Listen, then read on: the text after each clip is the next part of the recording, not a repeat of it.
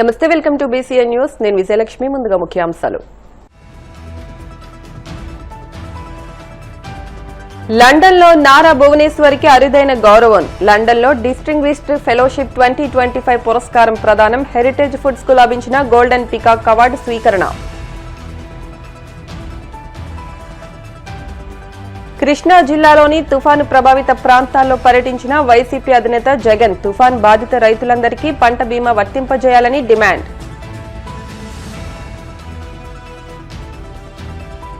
వాడపల్లి వెంకన్న ఆలయంలో ప్రత్యేక పూజలు. మంగళ వాయిద్యాల నడుమ శ్రీ స్వామి అమ్మవార్లకు మేలుకొలుపు సేవ, ఐశ్వర్య లక్ష్మీ హోమం.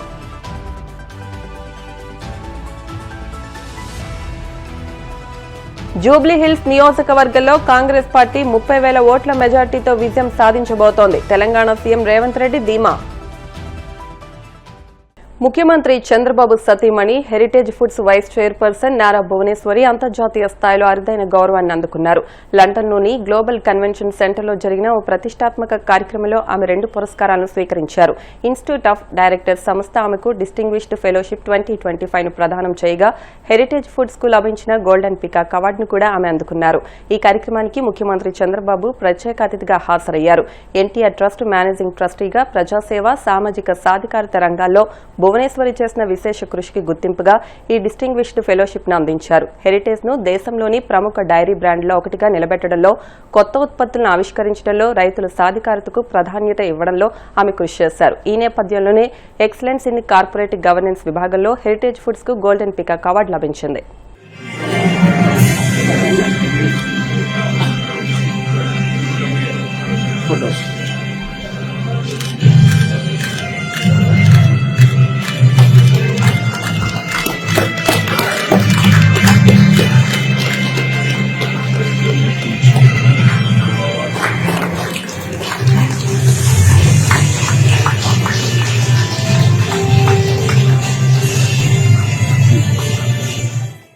కూటమి ప్రభుత్వం రైతు వ్యతిరేక విధానాలను అవలంబిస్తోందని, మోంతా తుఫాను కారణంగా నష్టపోయిన రైతులందరికీ తక్షణమే పంటల బీమా పథకాన్ని అమలు చేయాలని వైసీపీ అధినేత జగన్ డిమాండ్ చేశారు. కృష్ణా జిల్లాలోని తుఫాను ప్రభావిత ప్రాంతాల్లో పర్యటించిన జగన్ పంట నష్టపోయిన రైతులను కలిసి వారి సమస్యలు అడిగి తెలుసుకున్నారు. ఈ సందర్భంగా ఆయన మీడియాతో మాట్లాడుతూ, రాష్ట్ర వ్యాప్తంగా మోంతా తుఫాను వల్ల 15 లక్షల ఎకరాల్లో పంటలు దెబ్బతిన్నాయని, కేవలం వరి పంటే 11 లక్షల ఎకరాల్లో నష్టం వాటిల్లిందని ఆవేదన వ్యక్తం చేశారు. నష్టపరిహారం ఎగ్గొట్టేందుకు ప్రభుత్వం పంట నష్టం అంచనాలను తూతూ మంత్రంగా చేపట్టిందని ఆరోపించారు.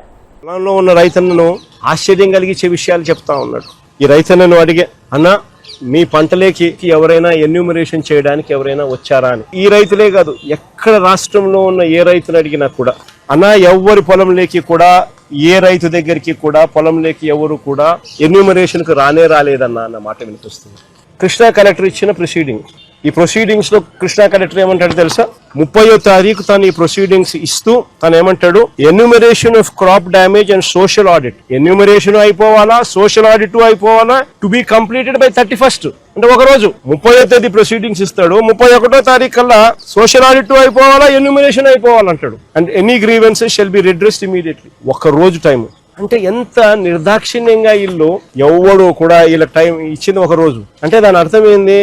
ఎన్యూమరేషన్ అనేది ఎవడు కూడా పంట పొలాలకు వచ్చి చేసే కార్యక్రమం జరగదు. అసలు ఎన్యూమరేషన్ అంటే ఏమిటో తెలుసా? చంద్రబాబు నాయుడు గారిని అడగాలి ఫస్ట్ ఈ పాయింట్. సో సుంకు విరిగిపోయిందా లేదా అని చూడాలి, పొలంలోకి వచ్చి దిగి చూడాలి ఎన్యూమరేషన్ చేసేవాడు. ఇది చూడకుండా, ఇది చెయ్యకుండా ఎన్యూమరేషన్ అయిపోయిందని అంటారు. ఎన్యూమరేషన్ మాది జరగలేదు, మా దగ్గరికి ఎవరు రాలేదు అని అంటే వెటకారం చేసి మాట్లాడుతున్నారు వాళ్ళను. ఎన్యూమరేషన్ మాత్రం రైతు పరిస్థితి ఎలా ఉంది అని తెలుసుకోవాలంటే ఒక్కసారి గ్రాస్ రూట్ లేక ఒకసారి వచ్చి, గ్రౌండ్ మీదకి ఒకసారి వచ్చి తిరిగితే అర్థం అవుతుంది. కారణం ఏమిటి అని అంటే, ఎంత నిర్దాక్షిణ్యంగా ఈ ప్రభుత్వం వ్యవహరిస్తా ఉంది, ఎంత నిర్దయగా ఈ ప్రభుత్వం వ్యవహరిస్తా ఉంది అని చెప్పడానికి ఉదాహరణలు శతకోటి కనిపిస్తా ఉన్నాయి. నిజంగా ఈ మోంతా అనే ఈ తుఫాను దాదాపుగా 25 జిల్లాలపై ఈ తుఫాను ప్రభావం పడింది. గోదావరి పై నుంచి శ్రీకాకుళం దాకా దాని ఇంపాక్ట్, ఇటువైపున చూస్తే కర్నూలు దాకా కూడా ఈ మోంతా తుఫాన్ ఇంపాక్ట్ కనిపించింది. దాదాపుగా ఈ 25 జిల్లాలలో రాష్ట్ర వ్యాప్తంగా దాదాపుగా 15 లక్షల ఎకరాలలో పంట నష్టం జరిగింది. వరి అన్నది అత్యధికంగా ఈ 15 లక్షల ఎకరాలలో దాదాపుగా 11 లక్షల ఎకరాల పంట నష్టం జరిగింది వరి పంటకి. చంద్రబాబు నాయుడు గారు పరిపాలన చేసిన ఈ 18 నెలల్లో దాదాపుగా 16 సార్లు అది సైక్లోన్స్ కానివ్వచ్చు, డిప్రెషన్ కానివ్వచ్చు, కరువు కానివ్వచ్చు, లేదా లేదా అల్పపీడనాలు, లేదా అకాల వర్షాలు, ఇలా ఏ సందర్భం అయితేనేమి దాదాపుగా 16 సార్లు రైతులు ఇబ్బంది పడిన పరిస్థితులు ఈ 18 నెలల కాలంలో చంద్రబాబు నాయుడు హయాంలో జరిగాయి. నేను అక్కడే అడుగుతా ఉన్నా, ఈ 18 నెలలుగా కనీసం ఏ రైతుకైనా ఒక్కసారైనా ఇన్పుట్ సబ్సిడీ అన్నా ఇచ్చారా అని అడుగుతా. కనీసం ఏ రైతుకన్నా ఒక్కసారైనా కూడా కనీసం ఇన్సూరెన్స్ డబ్బన్నా కనీసం ఏ రైతైనా చూశాడా అని అడుగుతా ఉన్నా. కనీసం ఏ రైతుకైనా కూడా పెట్టుబడికి సహాయంగా 20,000 ఇస్తామన్నారు, అన్నదాత సుఖీభవ అని ఒక పేరు పెట్టారు, 2 ఏళ్ళకి కలిపి 40,000 ఇచ్చింది ఎంత అని చూస్తే అరకొరగా 5,000.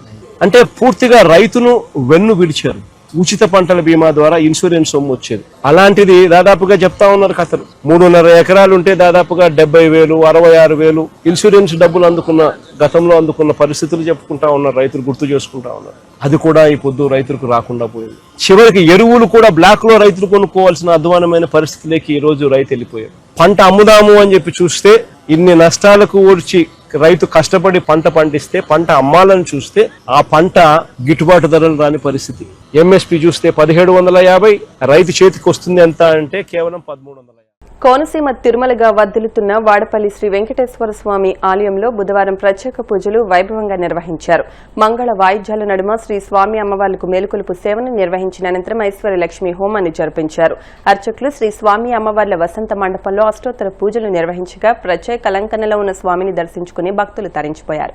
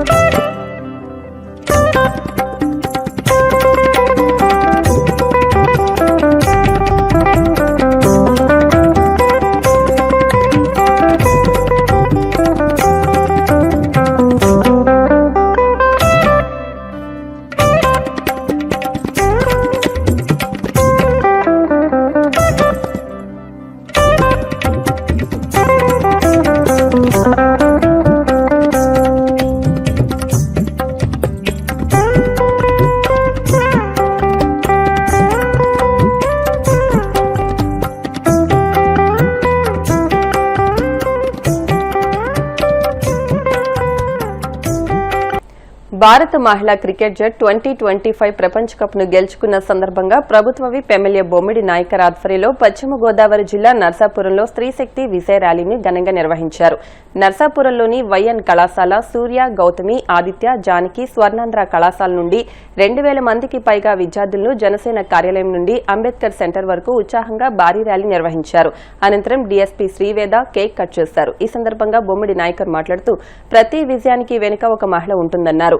ఈ విజయం కేవలం ప్రపంచ కప్ గెలుపు కాదని ఇది ప్రతి భారతీయురాలి గౌరవానికి, ధైర్యానికి, కృషికి నిదర్శనమని అన్నారు. ఈ కార్యక్రమంలో టీడీపీ నియోజకవర్గ ఇన్ఛార్జ్ పొత్తూరి రామరాజు, జనసేన పట్టణ అధ్యక్షులు కోటిపల్లి వెంకటేశ్వరరావు, సిరిగినిడి రాజలక్ష్మి, జిల్లా మత్స్యకార సంఘం అధ్యక్షులు మైలా వసంతరావు, వలవల నాని, పోలిశెట్టి నలిని, తోట అరుణ, కొప్పాడ కృష్ణవేణి, కూటమి కార్యకర్తలు, వీర మహిళలు పాల్గొన్నారు.